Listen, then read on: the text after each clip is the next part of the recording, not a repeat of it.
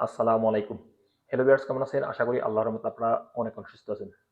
বর্তমানে যারা আমরা সৌদি আরব বসবাস করি, আমরা কিন্তু মূল্যবান রেমিটেন্স পাঠানোর জন্য ম্যাক্সিমাম লোকে কিন্তু ব্রাক ডিজিটাল ওয়ালেট অ্যাপ্লিকেশন ব্যবহার করি বাংলাদেশে টাকা পাঠানোর জন্য।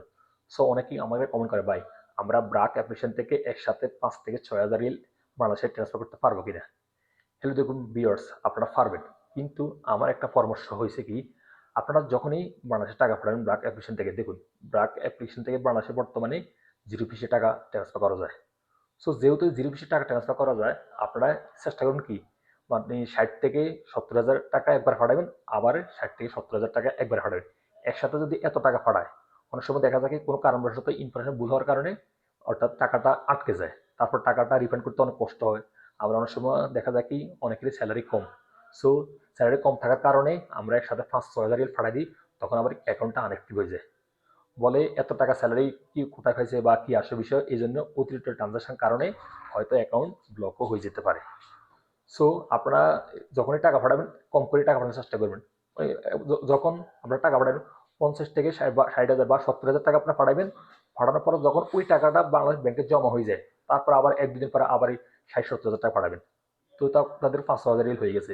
আর বর্তমানে সৌদি আরব থেকে ব্রাক অ্যাপ্লিকেশন থেকে টাকা পাঠাইতে হলে মাসে ৫,০০০ রিয়ালের বেশি ট্রানজাকশন করা যায় না। এমন কিনা মাসে ৫ বার, একদিনে ডেইলি ৩ বার। সো ৫ বারে আপনার ৫,০০০ রিয়াল পাঠাবেন। আর আপনারা চেষ্টা করুন সবসময় এই যদি টাকা পাঠান, আপনারা স্যালারি অনুযায়ী টাকা পাঠানোর চেষ্টা করুন ব্রাক অ্যাপ্লিকেশন থেকে। যদি ব্রাক অ্যাপ্লিকেশন আনঅ্যাক্টিভ হয়ে যায় বা ব্লক হয়ে যায়, তাহলে কাস্টমার কেয়ারের সাথে কল করে অর্থাৎ এই অ্যাকাউন্টগুলি অর্থাৎ অ্যাক্টিভ করার জন্য অনেক কষ্ট, বা এরা অনেক ইনফরমেশন চায়, স্যালারি সার্টিফিকেট চায়, অন্যান্য তথ্য চায়। যদি সঠিকভাবে উপস্থাপনা না করতে পারে, তাহলে হয়তো অ্যাকাউন্টগুলো আনঅ্যাক্টিভ হয়ে থাকে, অ্যাক্টিভ হয় না।